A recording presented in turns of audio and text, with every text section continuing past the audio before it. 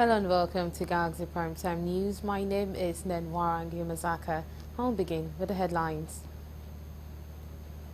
President Bola Ahmed Tinubu urges more support for the National Drug Law Enforcement Agency in its fight against substance abuse and illicit drug trafficking. A fire broke out at the Dangote Petroleum Refinery in the Lekki Free Zone area near Lagos.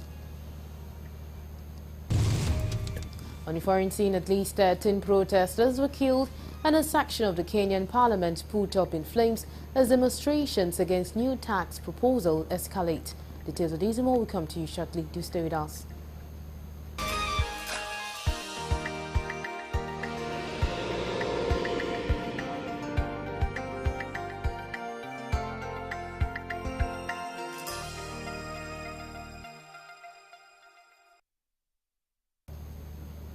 And now the news in full.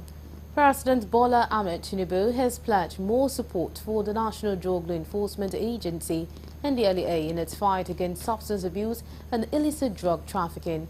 The president made the pledge at a special guest of honor at the International Day Against Drug Abuse and Illicit Trafficking, otherwise known as World Drug Day, on Wednesday in Abuja. Speaking on the theme, "The evidence is clear, invest in prevention," President Tinubu, represented by the Secretary to the Government of the Federation, Senator George Akume, enjoined all and sundry to support the War Against Drug Abuse initiative launched by NDLEA 3 years ago. He noted that illicit drugs and substances had wreaked havoc on individuals, families, communities, and countries worldwide.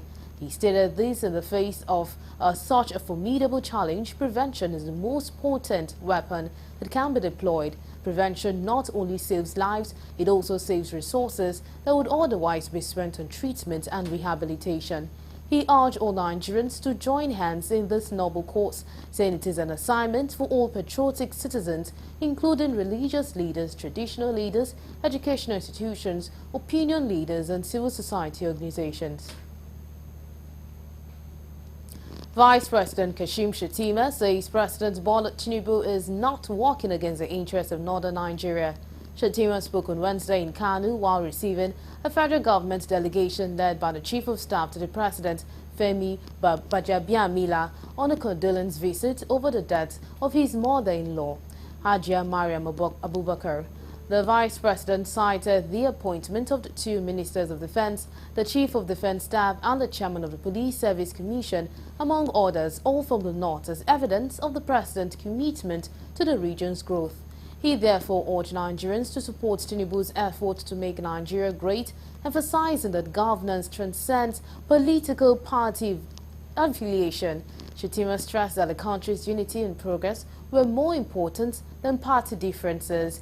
He cited the support he received from the Kano State government, led by Governor Abba Yusuf of the New Nigeria People's Party (NNPP) during his time of bereavement. Shettima said that the country has moved beyond politics and was now in the act of governance, emphasizing the need for collective effort to achieve greatness.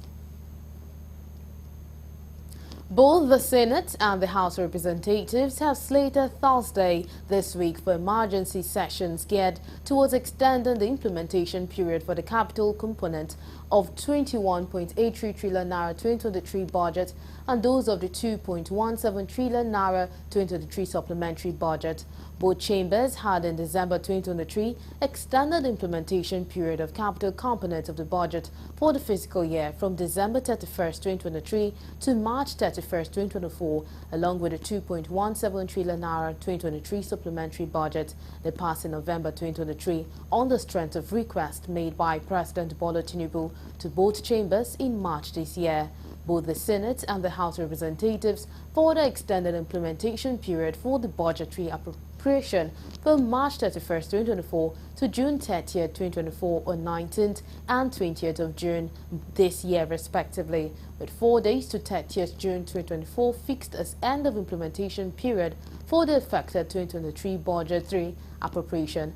The two chambers have fixed Thursday this week for separate sessions where further extensions will be made ahead of their earlier resumption date fixed for July 2nd, 2024.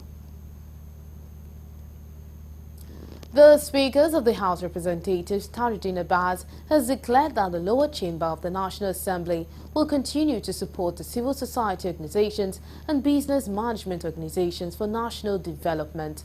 Honorable Abbas gave the assurance while speaking at the 3rd National Organizational Development Summit held in Abuja. Correspondent Kulujo completes the story.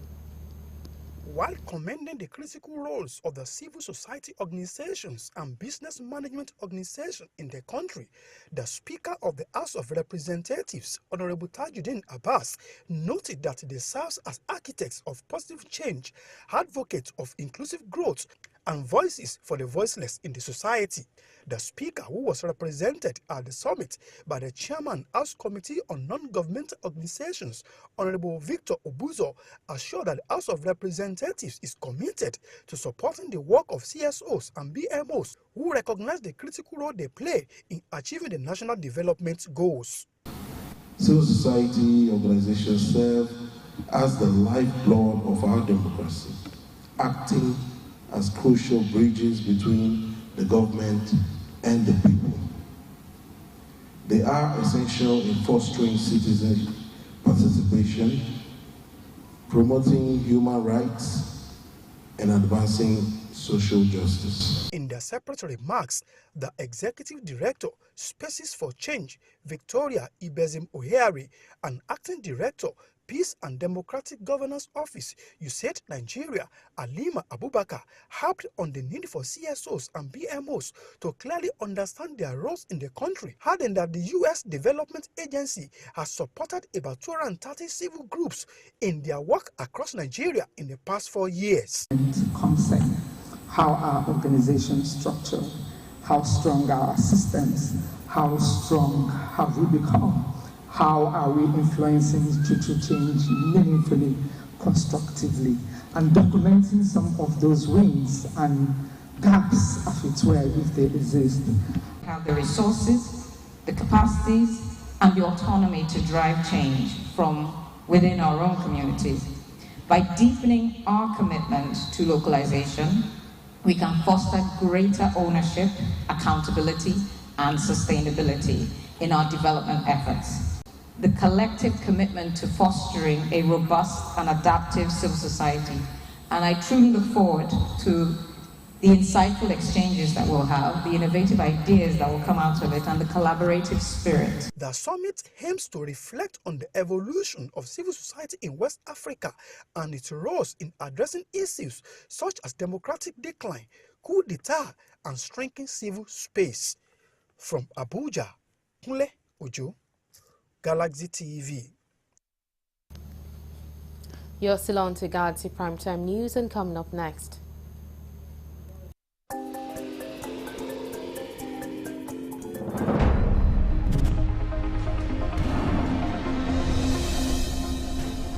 Academic Staff Union of Universities, ASU University of Ibadan branch, informs Nigerians to hold the federal government responsible for the collapse in the tertiary education sector. Details of these and more we come to you shortly. Do stay with us.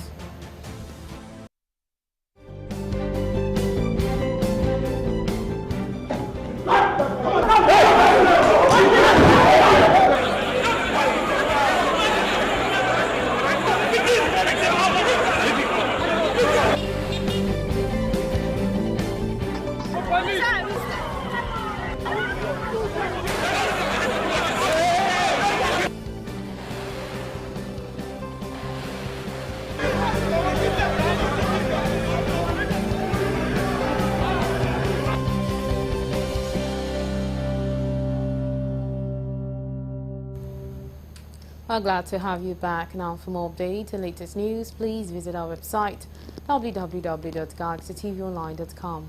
Connect with us on our X handle at Galaxy TV. Subscribe to our YouTube channel, youtube.com/GalaxyTVNews. You can follow and interact with us on our Facebook page, facebook.com/GalaxyTV. Don't forget to follow and tag us on our Instagram page at Galaxy TV. You can also avail our eyewitness feature via WhatsApp. If you have breaking news around you, simply share a story by sending short clips or videos of the news on 081-866-669. Our social media platforms are user-friendly and can always accommodate a live update and comment.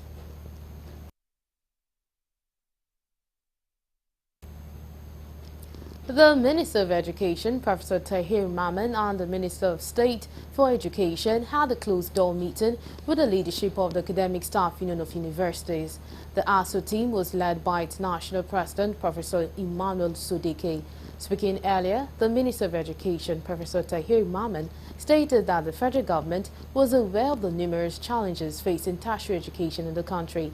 It disclosed that this informed various measures initiated by the ministry, adding that the meeting with the leadership of ASU would go a long way to address some of the challenges. On his part, the national president of ASU, Professor Emmanuel Sodeke, thanked the minister for the opportunity, adding that the union had on several occasions raised alarm over a spate of challenges facing university education in Nigeria.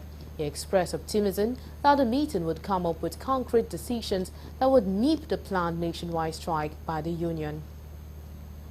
We have in the ministry here actually a program where we interact with the associations and unions in the sector. Every quarter is already scheduled. But we also got a letter from the Academic Staff Union of the universities detailing a number of issues and concerns that affect the university and the unions.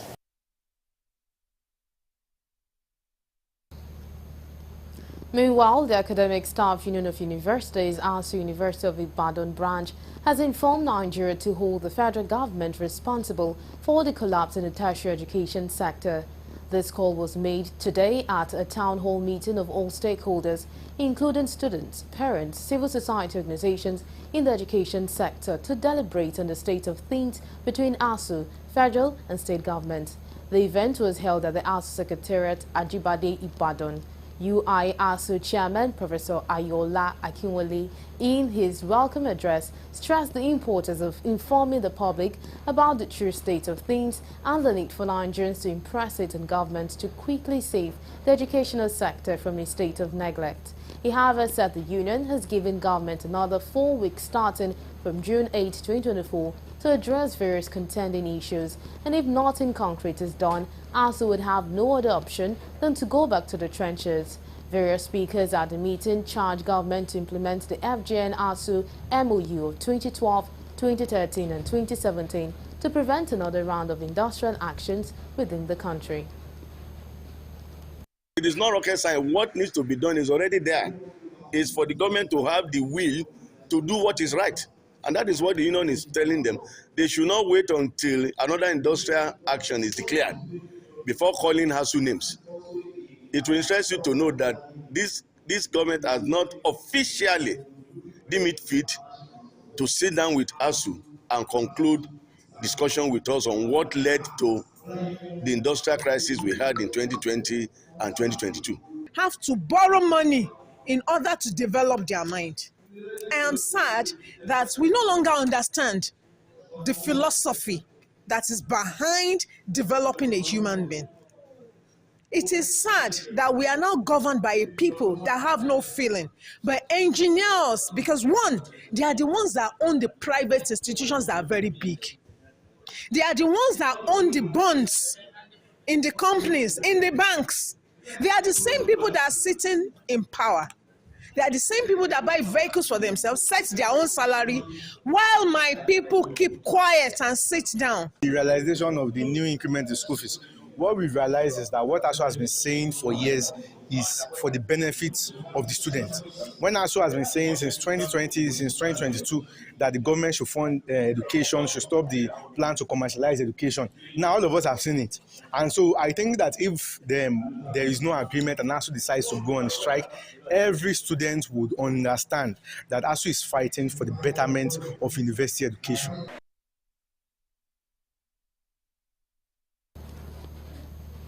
The Nigerian Education Loan Fund, NELFund, on Wednesday, June 26, 2024, held the inaugural meeting of its board in Abuja. The meeting marked a significant milestone in the organization's commitment to empowering students through financial support under the leadership of the board chairman, Jim Ovia. Top of the agenda was the approval for disbursement of student loan to successful applicants. According to a statement issued and signed by the head media and public relations Nelfon Nasir Aitogu, this decision underscored President Bola Ahmed Tinubu's dedication to providing timely and essential financial assistance to students in need, enabling them to pursue their educational goals without undue financial stress. The statement added that by improving the immediate disbursement of the loans, Nelfond is taking a critical step in fulfilling its mission to support education and empower the next generation of leaders. The inaugural meeting also sets the stage for future initiatives aimed at enhancing educational opportunities and providing comprehensive support to students across various disciplines. Also present at the meeting were the management of the fund led by the Managing Director CEO Akintunde Soya and a representative of member organizations.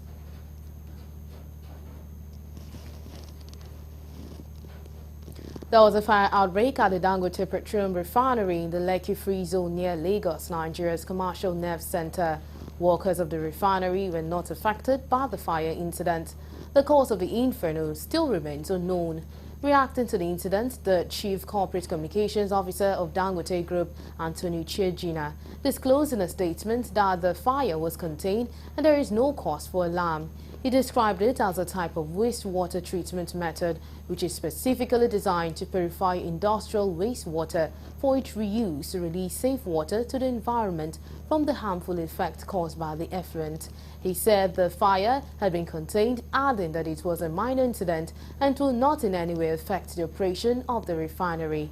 Dangote Oil Refinery, which started refining diesel, is a 650,000 barrel per day integrated refinery project located at the Lekki Free Zone near Lagos, Nigeria.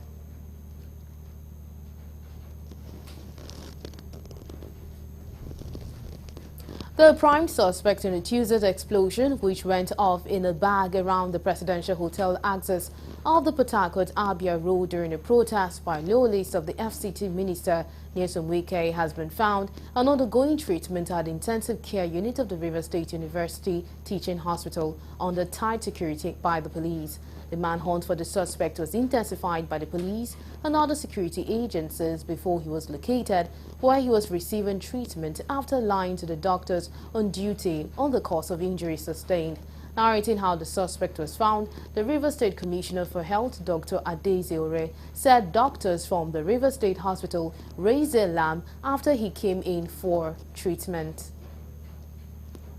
And so when a young man was brought to the Rivers State University Teaching Hospital with alleged injuries sustained during what was said to be a road traffic accident, the medical personnel that were on hand to examine him and offer medical care were on alert and immediately recognized that the injuries that were seen on this individual were not in tandem with a road traffic accident and rather resembled injuries that would have come from blast.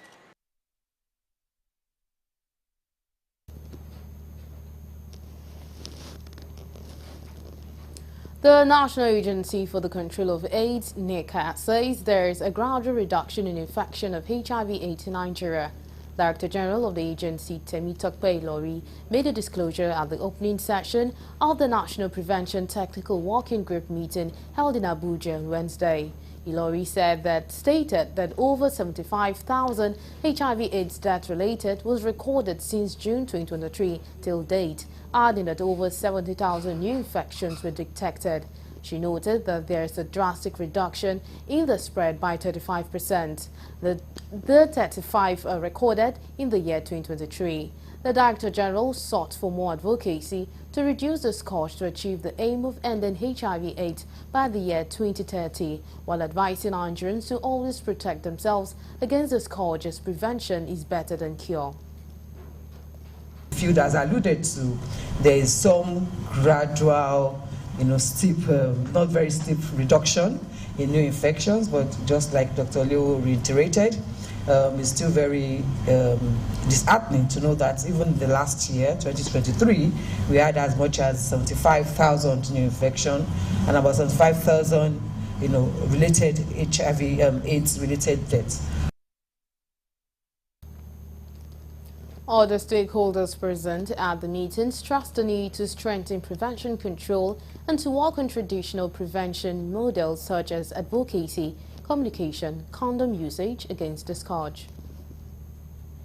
Because the direction we are moving towards epidemic control, they are basically prevention, strengthening your prevention strategy, using treatment itself as a prevention. They're also working on other traditional prevention models, such as the advocacy, the communication, social movement, behavioral change components, prevention in terms of condom usage, in terms of, now that we have Capla, the injectables, it also helps us to further reduce the transmission amongst the people. So prevention is a big package, and everything we are doing in terms of treatment, in terms of Capla prep, in terms of even PEP itself, in terms of condom usage, they all fit into the prevention package. Around HIV prevention, we can't be going out spending too much money, moving from one community to another, looking for targeted group of persons, while we know that HIV transmission can only happen between someone who is an infected person to someone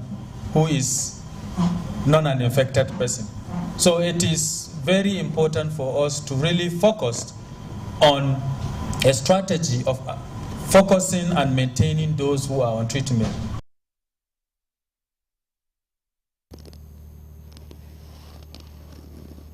The National Emergency Management Agency, NEMA, and the Nigerian Police Force has resolved to strengthen ties to bolstering disaster management across the country.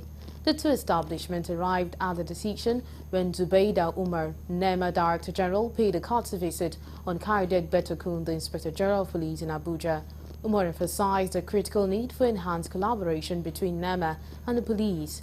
Umar further explained that NEMA could not have achieved success in its relief intervention without the support of officers and men of the Nigerian police. She commended the police for their role in securing disaster sites and supported NEMA's relief interventions. Umar specifically cited the recent successful collaborations, including food distributions and the repatriation of Nigerians from global hotspots like Ukraine, Sudan, and Libya.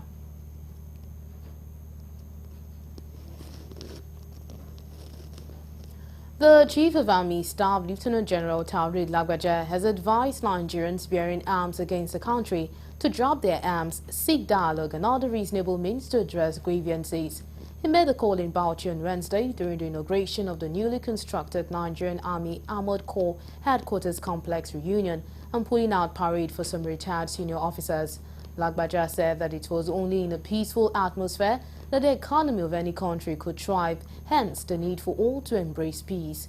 Lagbaja also used the occasion to charge the troops to continue to remain disciplined, dedicated, and committed to the tasks that the Army has been charged with.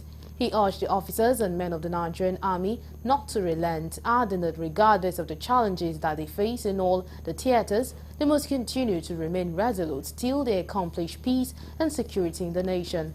The COAS explained that his presence in Bauchi was also to interact with the troops as they form the backbone of the fighting force as well as the bedrock of the things the Nigerian Army do. It has been observed that drug abuse remains a complex challenge that is not limited to youth alone, but can be associated with Nigerians between the age of 15 to 65 years of age. The Commander, National Drug Law Enforcement Agency in Ogun State, made this known in a chat with correspondent John Felix in Abeokuta, Ogun State capital. The report. The National Drug Law Enforcement Agency says within the last 5 months, it has arrested 147 suspects, secured the conviction of 86, among other pending cases and drug seizures. The commander says the prevalence of drug abuse is on the increase in Ogun State, following the porosity of the borders, lack of awareness, among others. He says the command will work towards reducing the supply of drugs in the state, go after the merchants, and tackle the supply chain holistically. We arrested 10.949 kilograms of psychotropic substances, various psychotropic substances, and 0.017 kilogram of cocaine. We also arrested 227.0 liters of scooches. I'm sure you know what scooches are. And we arrested 0.129 kilogram of methamphetamine. So within the period, The command has arrested 147 suspects, which include 117 male suspects and 30 female suspects. We charged 71 cases to court within the period and secured 86 convictions among those ones that were charged earlier from the previous year. While noting that the command has enjoyed the support of the government in reducing it to a barest minimum, the commander calls for a collective approach from all stakeholders to address the scourge. We have seen situations where we have come across boys and girls of ages of 10, 12, and even 13, 12 and 13, being involved in drug abuse. So it's to tell you that the problem has actually permeated the fabric of the society beyond what people think. Because whenever we talk about drugs, people think it's about the youth. Women are involved. Elderly people are involved. The youth are involved. Even children are involved. And this is what prompted our determination to do things out of the ordinary, which we are determined to achieve a drastic reduction in the demand and supply of illicit drugs in Ogun State. The theme for World Drug Day 2024 is "The evidence is clear, invest in prevention." From Abeokuta, the Ogun State capital, John Felix reporting for Galaxy Television News.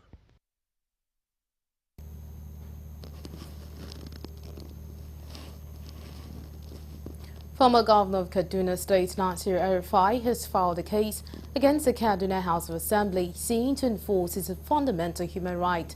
The suit alleges that he was denied a fair hearing during the investigation by the House of Assembly into alleged misuse of public funds and money laundering during his tenure as governor from 2015 to 2023. El-Rufai, alongside former commissioners who served under his administration, filed a suit at the Federal High Court in Kaduna. The Kaduna House of Assembly had inaugurated a 13-man ad hoc committee to examine the loans, grants and project implementations during El-Rufai's tenure as governor of Kaduna State. The committee report adopted by the House indicted El-Rufai and some key members of his cabinet for alleged corruption in the awards of contract and management of both domestic and foreign loans obtained by his government. I'm here with Malam Nasir El-Rufai to file an application to enforce his fundamental rights. As we are all aware, the Kaduna State House of Assembly set up an ad hoc committee to investigate loan and other activities of the former administration. A lot of witnesses were called, and they did hearing and they admitted a lot of documents. But strangely, Malam Nasir El-Rufai, who apparently was the target of the investigative committee, was never invited. The law is very clear. Everybody deserves to be given a hearing.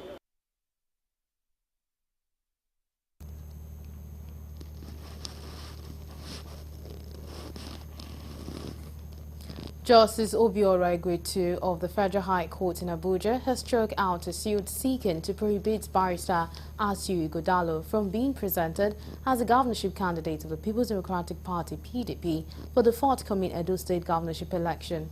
The judge threw out the suit instituted by an aggrieved PDP governorship aspirant Aslem Ujezu on the ground that the case was premature at the time it was filed on March 6. Delivering judgment in the suit on Wednesday, Justice Igwetu held that the plaintiff, Anslem Ujezu, failed to explore the mandatory internal mechanism of PDP to ventilate his anger before rushing to court. Justice Igwetu agreed with lead counsel to Ighodalo that it was wrong and a breach of PDP mandatory rule on the part of Ujezu to have sidelined the appeal panel of PDP in the resolution of his dispute before filing the case. Ujezu had sued Ighodalo, PDP, and the Independent National Electoral Commission (INEC), praying for an order cancelling the February 22nd primary election that produced Ighodalo as the PDP's gubernatorial candidate.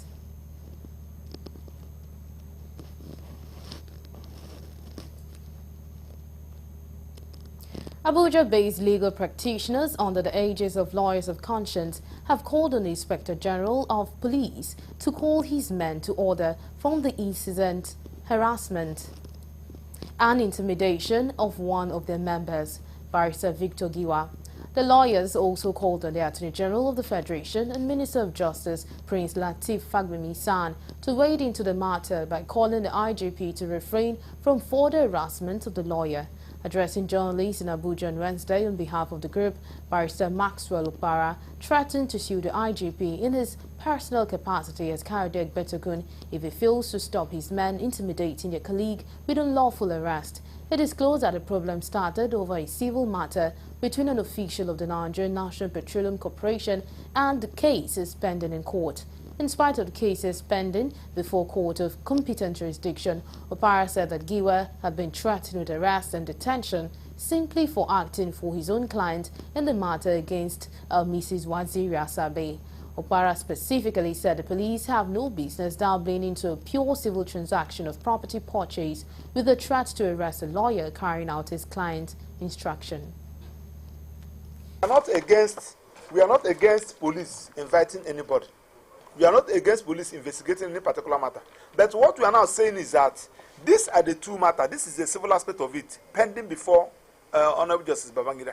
This one is the criminal aspect of it, pending also before FCT High Court, against Victor Giwa and his client. We are not against that. You have a right to file whatever thing you want to file in court. You have a right to report whatever thing that you want to report. But what we are saying is that it must be done professionally. You're still on to Galaxy Primetime News. We'll quickly take a break and when we return, the news continues. Just stay with us.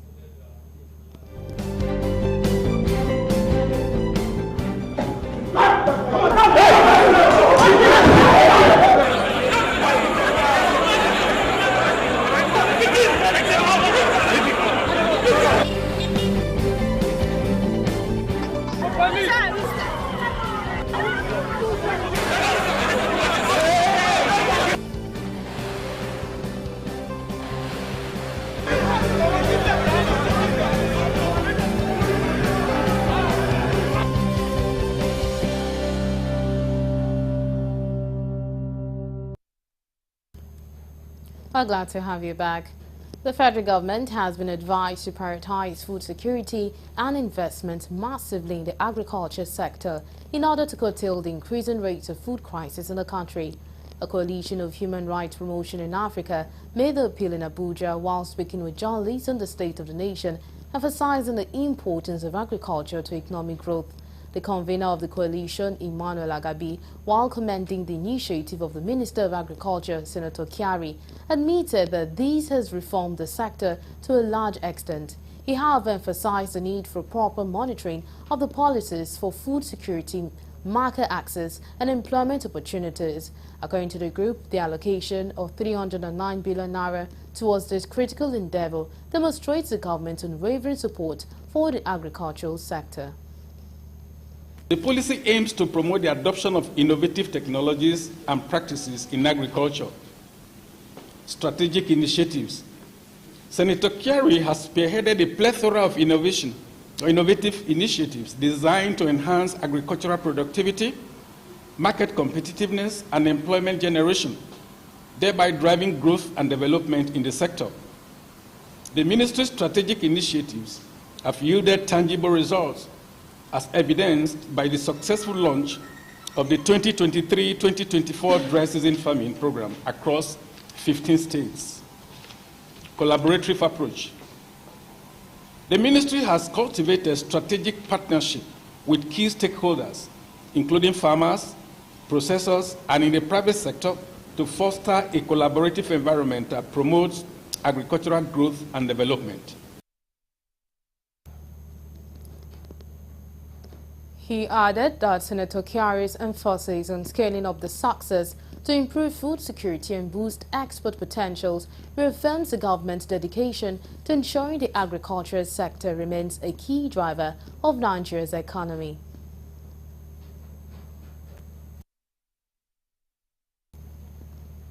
And I'll move over to the foreign desk for more news.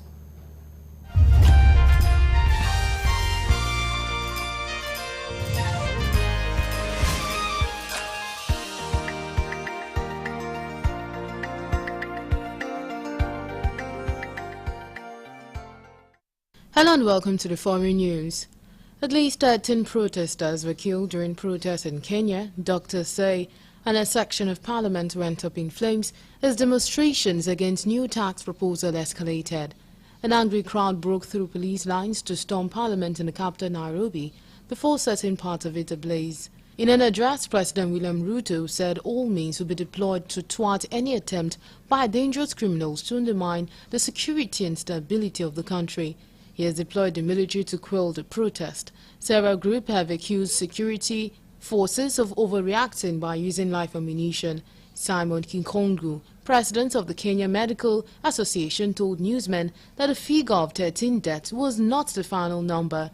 There have also been unverified social media reports of dozens of people being shot dead by security officers overnight, as well as reports of deaths in other areas around the country where there were protests. Protests against an unpopular finance bill, which includes several tax rises, have been going on for days, but they escalated on Tuesday as MPs passed an amended bill. Protesters broke into Parliament, vandalizing the interior and setting parts of the complex on fire. The ceremonial mace, symbolizing the authority of the legislature, was stolen. Police then opened fire with live ammunition, according to the Kenya Medical Association. The protests have largely been organized by young people through social media. President Ruto pledged a tough response to what he called the violence and anarchy. On Wednesday morning, Speaker of Parliament Moses Wetangula praised young people for leading the discourse on the finance bill and the state of the economy. He, however, said that violence, disrespect and wanton destruction of property and blatant attack on public institutions shall not be condoned. Julian Assange has landed back home in his native Australia after a plea deal allowed him to walk free from a London prison. There were emotional scenes of Canberra airport as the WikiLeaks founder kissed his wife and hugged his father. His lawyers watching on visibly moved. For the past 14 years, Assange has been in a legal battle with US officials who accuse him of leaking classified documents which they say put lives in danger. The 52-year-old did not attend the news conference in Canberra, instead letting his lawyer and wife speak for him. The couple married in London's Belmarsh prison in 2022 and have 2 children together. The plea deal saw Julian Assange plead guilty to one charge of conspiracy to obtain and disclose national defense information rather than the 18 he was originally facing. The case centered around a massive WikiLeaks disclosure in 2010 when the website released a video from a US military helicopter which showed civilians being killed in the Iraqi capital Baghdad. It also published thousands of the war in Afghanistan. The revelation became a huge story, prompting reaction from all corners of the globe and led to intense scrutiny of American involvement in foreign conflict. Assange formally entered the charge on the remote northern Mariana Island, an American territory in the Pacific, 2 days after leaving Belmarsh prison. In return, he was sentenced to time already served and released to fly home. A new strain of the monkeypox virus spreading quickly along the eastern border of Democratic Republic of Congo is incredibly worrying, says health officials monitoring its spread. The virus, which can cause lesions across the whole body, is making some people very ill and can be deadly. The current outbreak has been driven by sexual transmission, but there is evidence this strain can also be passed on through close skin-to-skin contact. Global health experts say the new variant risks cross-border and international spread of the virus, with one calling it the most dangerous strain yet. A worldwide epidemic of Mpox in 2022 was brought under control by vaccinating vulnerable groups, but there is a poor access to vaccines and treatment in DR Congo, and local health officials are warning the virus could reach other countries. The disease can go through airports. A person with lessons can go through borders because there are no controls, and said Landry Muhala Masirika at the health department in South Kivu province, one of the worst affected areas in DR Congo. Cases of Mpox, formerly called monkeypox, have been on the rise in the African country for decades. Official figures from the World Health Organization show there have been nearly 8,000 cases this year in DR Congo, including 384 deaths, almost half of these among children under 14. An outbreak in South Kivu province, near the border with Rwanda, Burundi and Uganda, is causing particular concern. And still on foreign news, for nearly 15 months, Evan Gersovsky has been locked away in a Moscow jail. Today, the Wall Street Journal reporter went on trial 1,000 miles from the Russian capital in Yekaterinburg, the city where he was arrested on espionage charges while on a reporting trip for the Wall Street Journal. They were among the group of media allowed into a courtroom to see him before the start of proceedings at the Zvezolsk Regional Courthouse. Head shaven and wearing a check shirt and jean, Gershkovich stood in a metal and glass cage known in Russian courtrooms as the aquarium. He smiled to cameras but made no comment. After a few minutes, they were asked to leave the room. From this point on, the trial will be held behind closed doors. Prosecutors claim that the American journalist had been collecting classified information about a Russian tank manufacturer near Yekaterinburg on behalf of America's Central Intelligence Agency. Gershkovich, his employer, and the U.S. government vehemently reject the charge. If convicted, the maximum possible sentence is 20 years in prison. On the streets of Yekaterinburg, there's little hint of the drama that unfolded here on 29 March 2023. Russians strolled past the steakhouse where Evan Gersovsky was detained by Russian security agents. Across town, people sit outside playing chess as trams rumble by. The WSJ has accused Moscow of stockpiling Americans in Russian jails to be traded for Russian imprisoned abroad. The list of U.S. citizens currently imprisoned in Russia includes former Marine Paul Whelan. In 2020, he was convicted of espionage and sentenced to 16 years in a penal colony. Whelan vehemently denies having committed any crime, as in the case of Evan Gersovsky. U.S. officials have officially designated him wrongly detained. The International Crime Court has convicted the former head of the Islamic police in Mali's historic city of Timbuktu for war crimes and crimes against humanity. Prosecutors say Al-Hassan Agabdo Aziz Mohammed A.G. Mohammed led a reign of terror in Timbuktu after it was overrun in 2012 by the Al-Qaeda-linked Ansar Dine group.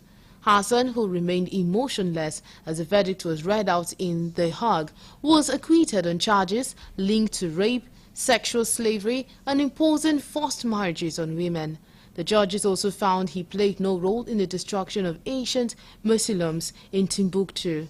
Hassan was handed over to the ICC in 2018 by the Malian authorities, 5 years after French troops helped liberate Timbuktu from the jihadists. Ansar Dine was one of the several Islamist militant groups to exploit an ethnic Tuareg uprising to take over cities in northern Mali. In his role as police chief, Hassan oversaw punishment such as amputations and floggings against residents of the city.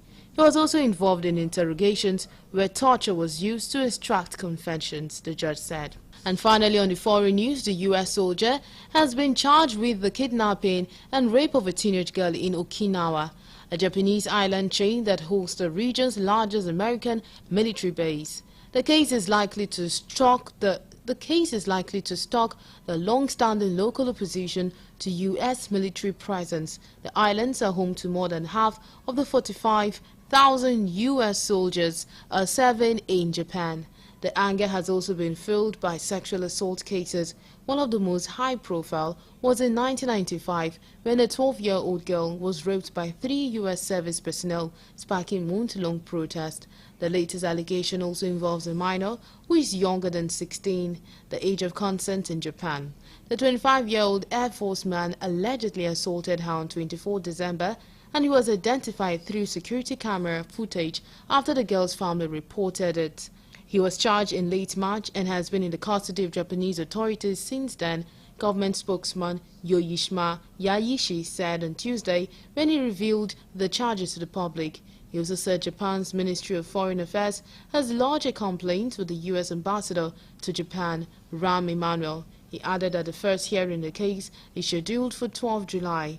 The case is not just disturbing, but also a violation of the girl's dignity and brought a significant level of distrust, Okinawa Governor Denny Tamaki said. Local media reported that the soldier was off duty when he allegedly approached the girl at the park and asked her to get into his car so they could talk. He then drove her to his home where he allegedly raped her. Japan hosts one of the world's largest American military forces outside the U.S. About 30,000 American soldiers are stationed around Okinawa, where the U.S. has kept military bases since defeating Japan in World War II. And that's all we have on the foreign news.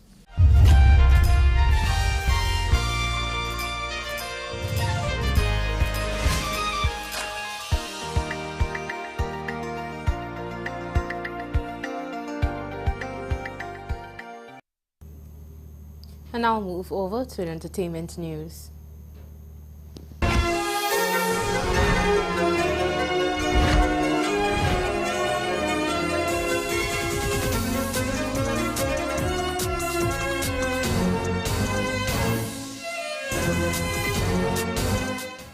Welcome to Entertainment News. My name is Rose Blossom Moye. Our first story is taken from Most of the Memories, the Beautiful Memories, which of course is a recap of Davido and Chioma's wedding, which is one of the biggest day in Nigeria in 2024. Here are some of the stories for today. It was indeed a big day, not only for Davido and Chioma, but for all lovers of Davido and the couple and Nigerians at large. It is a beautiful day with so many beautiful memories for all in 2024. Here are some of the beautiful moments as a recap for the big day. Davido gifted his woman Chioma Rowland a brand new car. In a video, the superstar singer could be seen presenting his queen with a brand new white SUV and a bouquet of roses for starters. Chioma, who was left surprised, appreciated her husband. During most Nigerian weddings, the parents of the couple pray for them as a way of giving them their blessings, and in Davido and Chioma's case, it was the bride's father. In a clip attached, you can see Davido and Chioma kneeling in front of her father while praying for them. During his prayer, Chioma's father mentioned how the couple has fought many battles, but they have still persevered against all odds. At the end of the clip, you can see Davido weeping emotionally, and at some point, his father-in-law hugged him lovingly while consoling him. There is a traditional rite in Igbo culture whereas the bride offers a cup of palm wine to her groom after searching for him in the crowd. Davido and Chioma performed the same traditional rite at their wedding as it is customary, but theirs was simply hilarious. In a video, Chioma was kneeling down beside Davido, offering him a cup of palm wine. Davido eagerly received the palm wine and drank it all in one gulp. As if that wasn't enough, he stood up dramatically after he drank it, while Chioma and other onlookers laughed with mirth. The dancing senator is back on the dance floor and he's better than ever. Davido's uncle, Governor Ademola Adeleke, who prior to his appointment was known as the dancing senator, joined his nephew on the dance floor at his wedding. It was fun to watch. Nigerians were undoubtedly impressed as the videos surfaced the internet of cobblers, tailors and first aid kits were made available at Davido's wedding venue. A video from Davido's wedding captures the moment the singer requests Bitcoin as wedding gift from guests who doesn't want to spray cash. Nasboy, Youngjan and Mehdi were honored with the opportunity to put on an amazing performance at Davido's wedding, which had numerous Nigerian artists in attendance. In a clip, the music star said his wife Chioma is a good cook. According to him, she is good in the other room. Davido also declared that Chioma's soup is different and sweet and stated that there is nothing she can't do. As expected, celebrities from all entertainment industries as well as dignitaries, public figures and important personalities from different sectors of the economy all graced the occasion. From governors to monarchs, senators, billionaires, politicians and celebrities all were present at the occasion, making it a memorable one and the biggest celebrity wedding of this generation.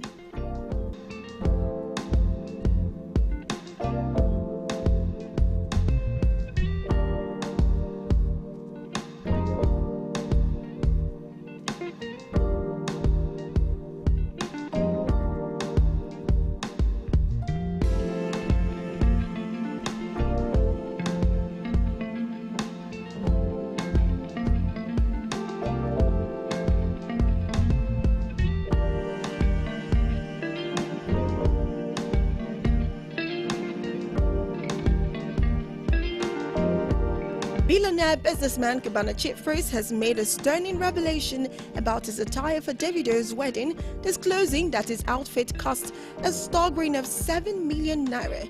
The popular billionaire shared a video on his Instagram page while entering his Rolls Royce about heading to the wedding venue. This isn't the first time Cubana Chief Priest has stepped out in expensive outfit. Last year, he showed off his expensive black agbada and sneakers outfit, which he wore to an event. He claimed that his agbada was worth 1.5 million, while his sneakers was worth 1 million naira. Bragging, he stated that not every rich person knows how to enjoy life.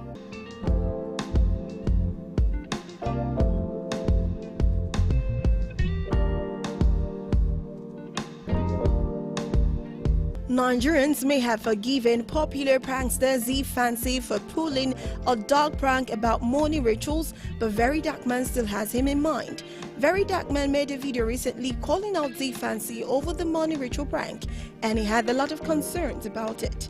The social media activist said the girl who had come out to say that Z Fancy merely used her for ritual had deleted all the pictures from her social media page.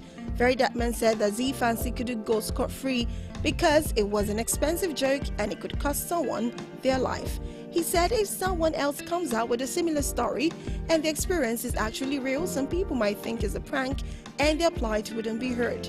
Also, he said that a lot of people have lost their lives with their bodies being found with missing organs due to the climbing rate of morning ritual in Nigeria. Very Dark Man also expressed that he was disappointed in Nigerians hailing Z Fancy for pulling a huge prank on such a sensitive matter.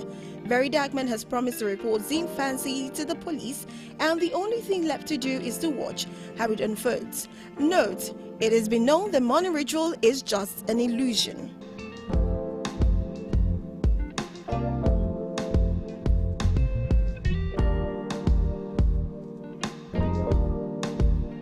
Finally, personal logistic manager to music star Davido Israel DMW didn't hold back as a cited Nollywood actress Iyabo Ojo at Davido's wedding. The Nollywood actress, who was among the few actresses at the wedding with her daughter Priscilla Ojo, ran into Israel DMW at the wedding.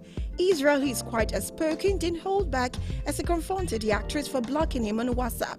In a viral clip, Iyabo was dancing while recording a video on her phone when Israel approached her, questioning why she blocked him on WhatsApp. A confused Iyabo insisted that she was unaware he was blocked, and the two settled their dispute and took a photo.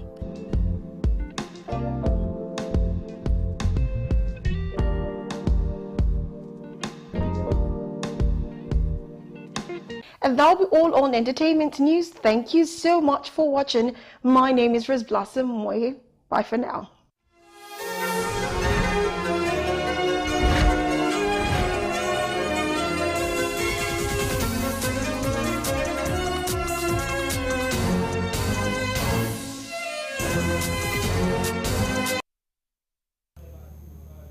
And that's all we have on Galaxy Primetime News. Thank you so much for being a part of the news. My name is Nenwag Yamazaka. Bye.